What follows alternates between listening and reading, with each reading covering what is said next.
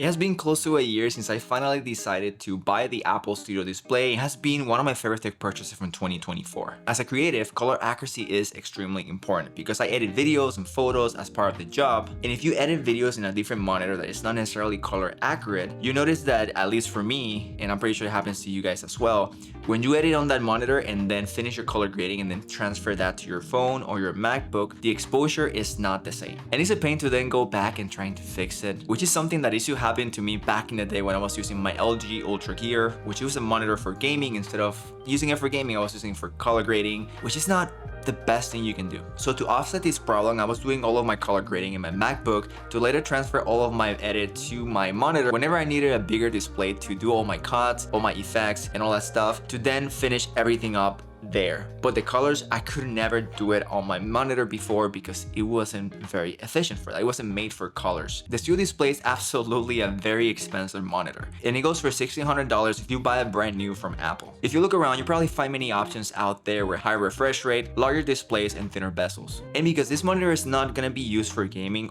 many of those aspects of things are not super important for me, even though high refresh rate is always nice to have because my MacBook has ProMotion and I love it. It's not as important at what this monitor offers to creative like me. And even though you can easily game here because MacBooks are not capable of AAA gaming, the only problems that you'll face is that it's 60 Hz, so it doesn't matter how powerful your MacBook is, your game will cap at 60 frames per second. Adding to that, you have slower response times, which is not ideal for gaming, especially if you play multiplayer games. So if all that is important to you because you're somewhat of a hybrid user and you do a lot of productivity side of things and a lot of gaming as well, you're better off getting a monitor that's meant for gaming instead. But for me, when I was looking for a monitor, I was looking for 5 specific things, one of them being build quality. Because obviously in this price range, you don't want to get a monitor that is made out of plastic, especially if you're paying this much money for one. Second is color accuracy. For me as a creator, color accuracy is extremely important because of what I do.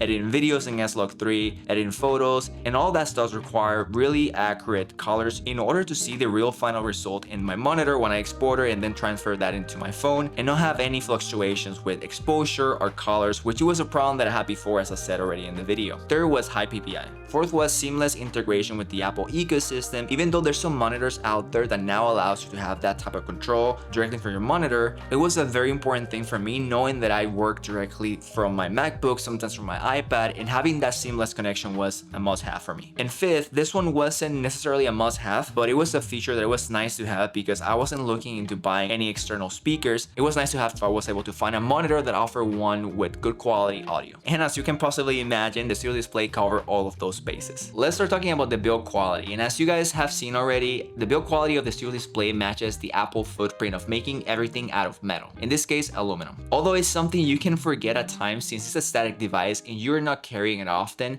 we can ignore the build quality is extremely important for longevity, especially as I said before, when you're paying this much money for a monitor. The monitor stand is very good looking as well, and depending what version you get, you can adjust the tilt, height, or simply a straight vest amount, which allows you to use it pretty much however you want. You can use it horizontally, vertically, you're free to do anything that you want with that monitor, which is something that I think if you're considering to have one as a secondary monitor, is a good option, especially if you don't have a lot of space on your desk. So the one that I have on my side here is the standard glass with the tilt adjustability only because it works great for me. I have a standing desk, so if I need to adjust the height, it's not a problem.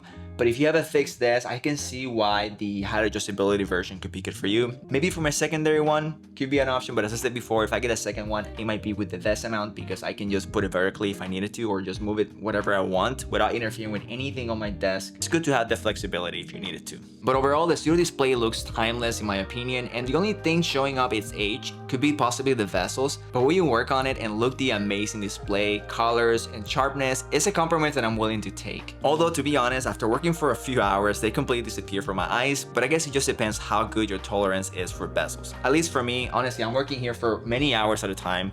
I don't notice them at all.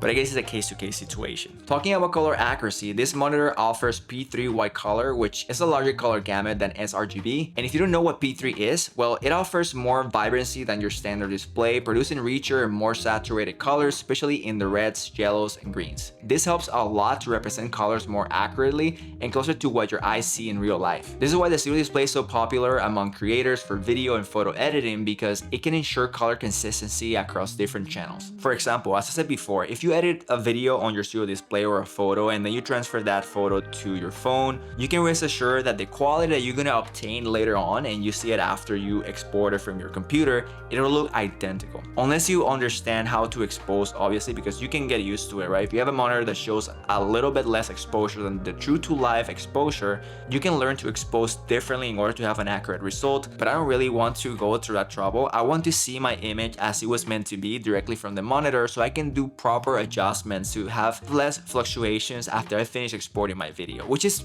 I think, the most important part about having a monitor like this. Additionally, one of the things that I love the most about this monitor is that it has 600 nits of brightness. It gets crazy bright, and I never had a problem where I cannot see very well my subject, and the image quality is consistent from the front or the sides or the top, whatever you want to watch it, it'll look great no matter what, which is something that not many monitors out there offer, even though some of them I know they still offer, but then you sacrifice other things. Maybe they give you that, but then the build quality is not the best. With the amazing image quality, you also get high PPI, which makes the studio display not only great for creators, but also for productivity. In other words, PPI is a pixel per inch, which means that the more pixel per inch you have, the sharper your image will be. Saying this, 14.7 million pixels in a 5K 27-inch display makes images, videos, and text very sharp, which is extremely important, especially for people in the creative space. Obviously, this is not the only option when it comes to high PPI in the market. You also have more affordable options that I would love to try in the future, such as the Asus Pro Art Display, which is a direct competitor to the Studio Display, with also 5K resolution at 27 inches. That also caps at 60 Hz refresh rate, with the difference that is significantly cheaper. I think it goes for $800. You can probably find it at discounts in other places, but it's a good alternative if you don't want to spend this much for a monitor. I understand, because it's not cheap. But that one is really good too from what I've seen. I haven't tested out myself, but I'm looking to do so in the future. And as you guys know, many other laptops,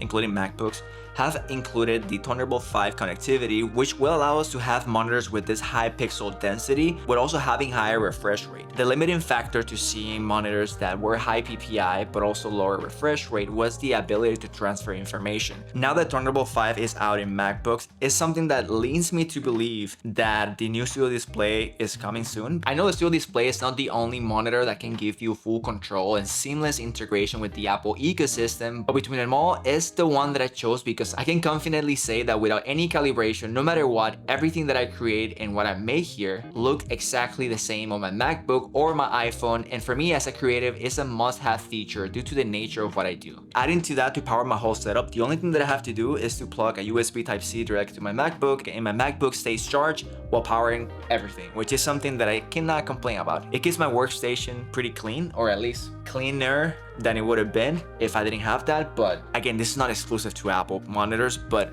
in general, it's something that I like to have. And lastly, the one point that I'll talk before, that it wasn't a necessity, but having it was good, it was the integrated speakers. This monitor, believe it or not, sounds so freaking good that I can have music playing, I can have videos playing, and it's comparable to my MacBook to a degree, which is honestly pretty good. And it's loud enough where sometimes my office is not huge, but whenever I'm hanging out here doing something else than working in my computer, I can have it on, play music, and it sounds very loud, very clear, and honestly, it's very impressive coming from a monitor like this. I don't think there's any monitor out there in this price range that has internal speakers as good as this one. And again, one of the reasons why I really was looking forward to have a monitor that had internal speakers was because I like the cleaner look. I mean, I can always put speakers on my desk, I had the space for it, but the look that I've achieved with this is a little more appealing to me. Maybe later on I'll add some speakers, because a workspace and a deck setup is always changing. It's normal, you always find something new you want to try and install it just to see how it performs, and I might end up liking it more. But for now, it has everything that I need, and if you want a clean setup like this,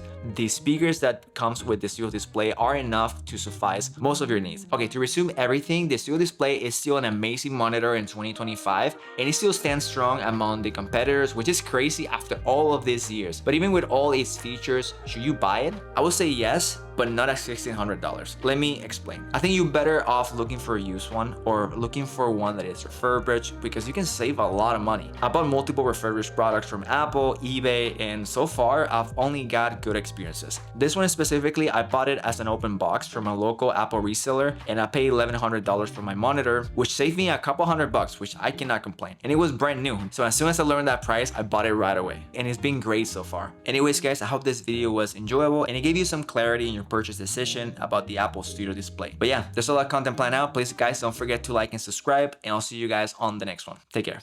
Tonight I'm gonna take you out.